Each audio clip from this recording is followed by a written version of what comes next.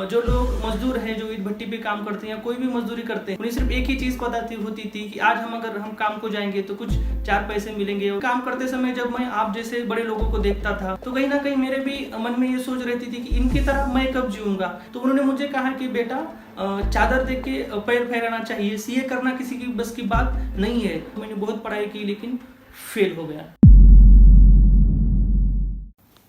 नमस्कार दोस्तों, मेरा नाम है मोहसिन शेख और मैं एक प्रैक्टिसिंग चार्टर्ड अकाउंटेंट हूँ। दोस्तों, मैं महाराष्ट्र स्टेट के लातूर डिस्ट्रिक्ट से बिलोंग करता हूँ और मैं आज आपके सामने मेरी सीए की सक्सेस स्टोरी को शेयर करने जा रहा हूँ। मैं एक लेबरर पुअर फैमिली से बिलोंग करता हूँ जहाँ पे मेरे माता पिता, मेरे भाई बहन सबका एक ही काम था, ईट भट्टी पे ईट काम करना और चीकड़ से ईट बनाना।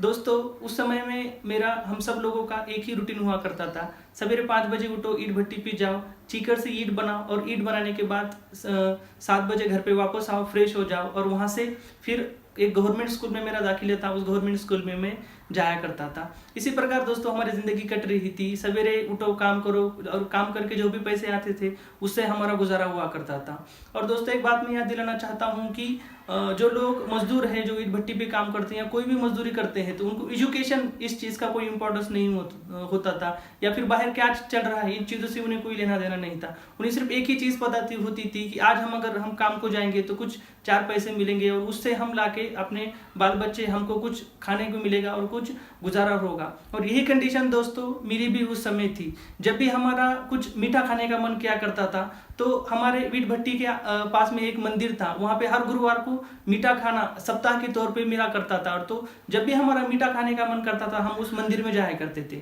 और दोस्तों, आप सबके मन में एक प्रश्न यहाँ पे उपस्थित हो रहा होगा कि ये मंदिर कैसा जाता है।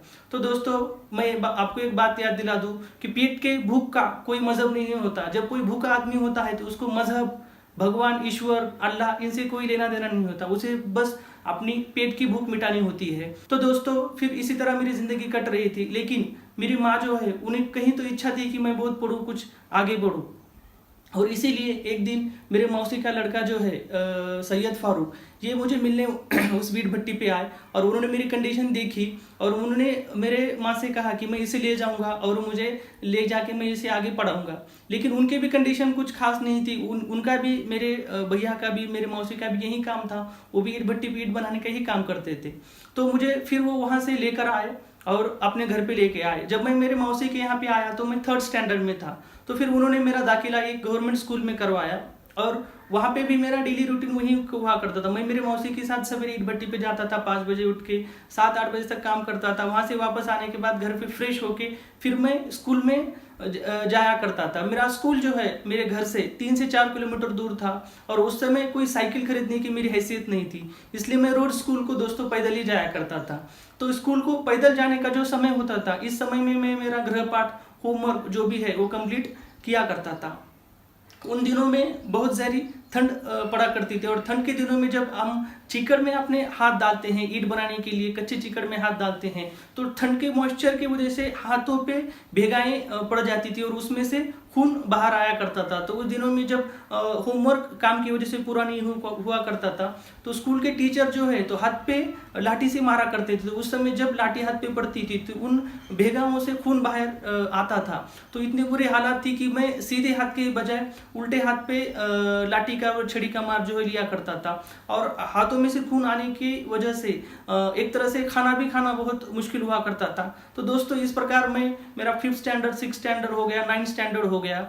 तो कहीं ना कहीं काम करते समय जब मैं आप जैसे बड़े लोगों को देखता था, ईट भट्टी पे जो है वहाँ के जो ओनर है उनके कुछ बच्चे आते थे, उनका लिविंग स्टैंडर्ड देखता था, तो कहीं ना कहीं मेरे भी मन में ये सोच रहती थी कि इनकी तरह मैं कब जीऊंगा, इनकी तरह जो स्टैंडर्ड ऑफ लिविंग जो लाइफ है वो मैं कैसे बिताऊंगा। ये इतने अच्छे कपड़े पहनते हैं, इतने अच्छे खाते हैं, इतना अच्छा गाड़ी में फिरते हैं, तो मुझे भी इनकी तरह ही रहना है। तो ये कहीं ना कहीं ड्राइविंग फोर्स जो है वो मेरे दिमाग में था।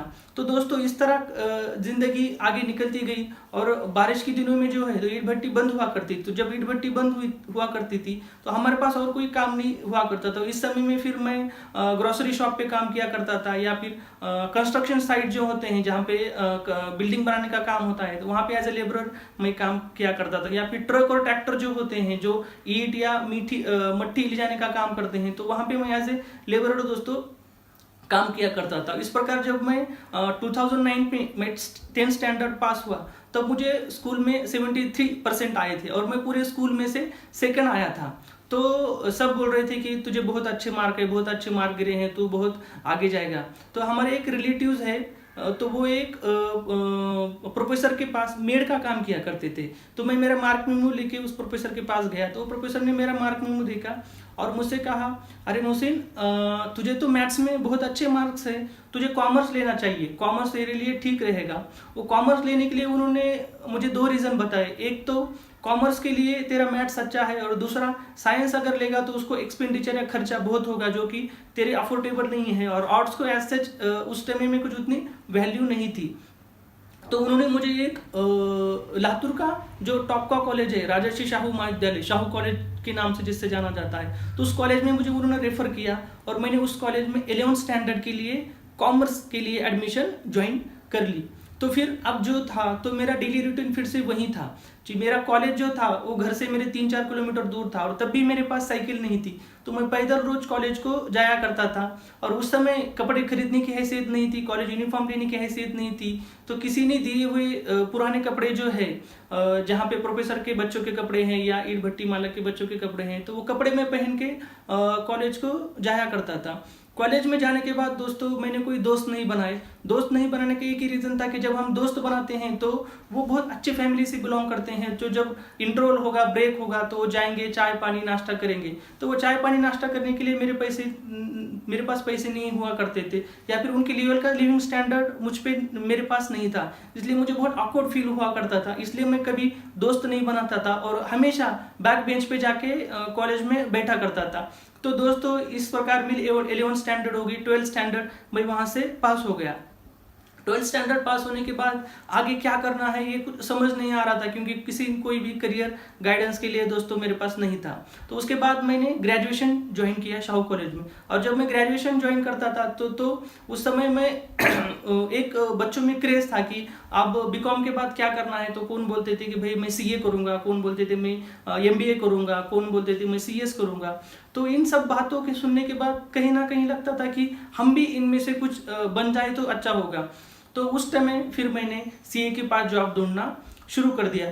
ढूंढते ढूंढते मुझे एक सीए के पास जॉब मिल गई और मेरा वहाँ पे एज ए प्यून मैंने वहाँ पे जॉब ज्वाइन की। जब मैं बीकॉम सेकेंड ईयर में था तब मैंने वहाँ पे सीए के पास जॉब ज्वाइन की, और सीए ऑफिस में मेरा काम था क्लाइंट्स को चाय देना, पानी देना, ऑफिस की साफ सफाई करना, ये सब, यानी एज ए ऑफिस बॉय मैंने ज्वाइन की। और तब मेरी पहली तनख्वाह थी ₹750 प्रति माह, और जब मेरी तनख्वाह आई तब मैंने एक सेकेंड हैंड साइकिल उस तनख्वाह से खरीदी। आफ्टर ग्रेजुएशन मेरे सामने बहुत बड़ा सवाल खड़ा हो गया कि आप करें क्या आगे। ग्रेजुएशन तो हो गया, जॉब तो कहीं बीकॉम बेसिस पे मिल नहीं रही थी। तब मैंने सोचा कि मैं जहाँ पे जॉब करता था वो जो प्रिंसिपल थे उनका लिविंग स्टैंडर्ड बहुत हाई था, उनके पास अपनी खुद की 4 व्हीलर थी, उनके पास अपना खुद का बंगला था। जब भी मैं मेरे प्रिंसिपल के साथ क्लाइंट प्लेस पे जाता था उनकी बैग लेके, तो उनको बहुत सारा रिस्पेक्ट वहाँ पे क्लाइंट दिया करते थे। ऑब्वियसली पैसा भी उन्होंने बहुत सारा कमा लिया था। तो मेरे दिमाग में ऐसा था कि मैं सीए क्यों ना बन जाऊँ, जब ये इतना अच्छे तरह लिविंग स्टैंडर्ड है तो सीए क्यों ना बन जाऊँ। और फिर मैंने उनसे कहा कि सर मुझे सीए करना है और मैं आगे क्या कर सकता हूँ। तो उन्होंने मुझे कहा कि बेटा चादर देख के पैर फैलाना चाहिए, सीए करना किसी की बस की बात नहीं है, तो यहीं पे रहे, तेरी 4,500 प्रति मंथ जो तनख्वाह है उसको मैं 5,000 कर दूंगा और तू यहीं पे रहे। लेकिन मुझे वो कुछ ठीक नहीं लगा और फिर मैंने वो ऑफिस ही रिजाइन कर दिया। और फिर वहाँ पे आफ्टर डायरेक्ट एंट्री स्कीम थी, डायरेक्ट एंट्री स्कीम के तहत आपको after graduation immediately articleship join करनी थी सीए करने के लिए। तो फिर मुझे आर्टिकलशिप ज्वाइन करने के लिए एक सीए फर्म चाहिए थी। तो मैंने लातूर में बहुत जगह ढूंढा, बहुत जगह इंटरव्यू दिए, लेकिन बहुत जगह मुझे रिजेक्ट कर दिया गया। लेकिन उसके बाद मैंने एक जगह पे इंटरव्यू दिया, CA Sachin Shinde. CA Sachin Shinde sir ने जब मेरा इंटरव्यू लिया तो उन्होंने मुझे कहा कि तुम बहुत टैलेंटेड हो और एक ना एक दिन तुम जरूर सीए बन जाओगे, और जब तुम सीए बनोगे तब मैं तुम्हें मेरे फर्म में एज ए पार्टनर ज्वाइन करूंगा। तो मुझे उस समय बहुत खुशी हुई और मैंने उनकी फर्म में सीए इंटर्नशिप ज्वाइन की। जब मैंने वहाँ पे सीए इंटर्नशिप ज्वाइन की तब मुझे मंथली 1,000 रुपये तनख्वाह वहाँ पे मिला करती थी।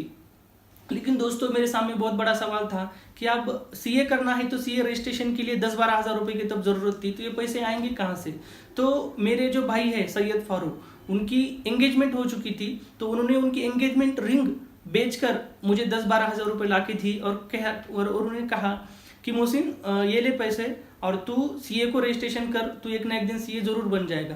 तो दोस्तों वो दिन मैं आज भी नहीं भूल सकता हूँ, क्योंकि उन्होंने वो जो पैसे ला के दिए थे उस पैसे से मैंने सीए रजिस्ट्रेशन किया था और बहुत ज़्यादा प्रेशर उस समय मुझ पर था, क्योंकि अगर मैं आने वाले भविष्य में अगर सीए नहीं बन पाया तो ये इतना बड़ा कर्जा जो है वो मैं कैसे चुका पाऊंगा, क्योंकि उन्होंने उनकी रिंग बेचकर मुझे पैसे दिए थे। दोस्तों इस तरह फिर मैंने मेरी आईपीसीसी क्लियर कर दी, और जब भी क्लियर कर दी तो उसके बाद बहुत बड़ा सवाल था, वो था सीए फाइनल का।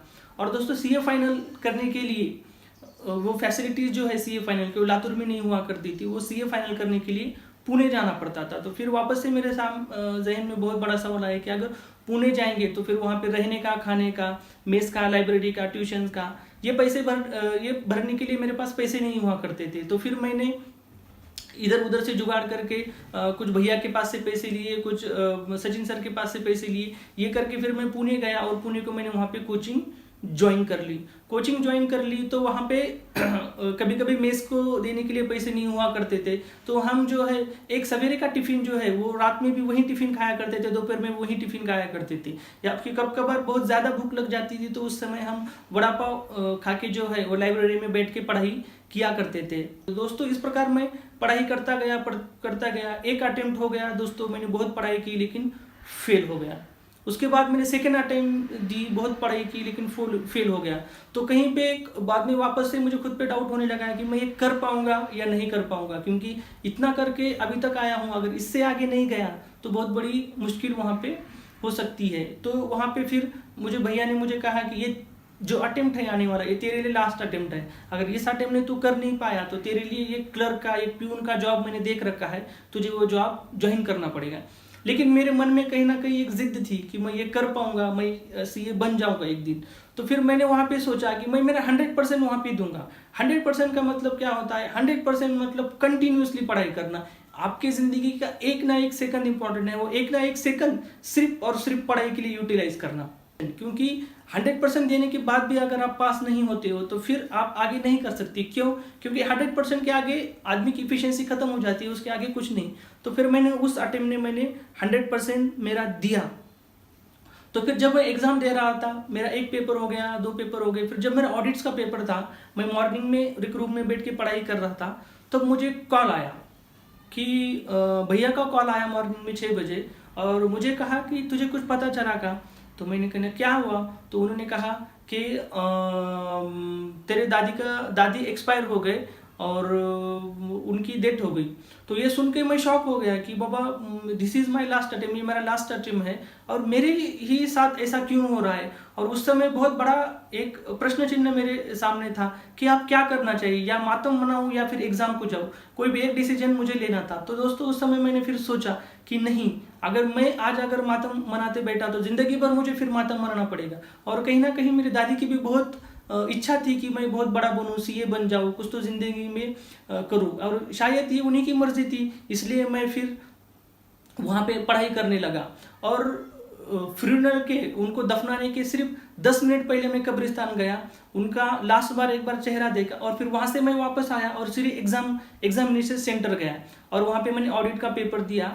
और ऐसे आने के बाद मैंने पूरे पेपर दिए, रिजल्ट आया और मैं फाइनली वहाँ पे पास हो गया। और जिस सब्जेक्ट में ऑडिट में मुझे सब में ज़्यादा मार्क्स आए और उसमें मैंने एग्जामिनेशन क्लियर किया। तो दोस्तों इस प्रकार मैंने यहाँ पे सीए क्लियर किया। और दोस्तों आखिरी में एक बात मैं याद दिला दूँ, जिस प्रकार सचिन सर ने मुझे कमिटमेंट की थी कि आफ्टर सीए तुम मेरे फर्म में पार्टनर बनोगे, तो आज मैं उनके फर्म में एज ए पार्टनर काम करता हूँ। याद रखिए, आप अगर पैसों से गरीब है तो एक ना एक दिन आप अमीर बन जाओगे, लेकिन आप अगर दिमाग से गरीब हो तो आप जिंदगी में कभी भी अमीर नहीं बन सकते हैं। तो दोस्तों ये थी मेरी सक्सेस स्टोरी। धन्यवाद। इस वीडियो के बारे में अपनी राय नीचे कमेंट सेक्शन में हमें बताएं और अपने दोस्तों के साथ ये वीडियो शेयर करना ना भूलें।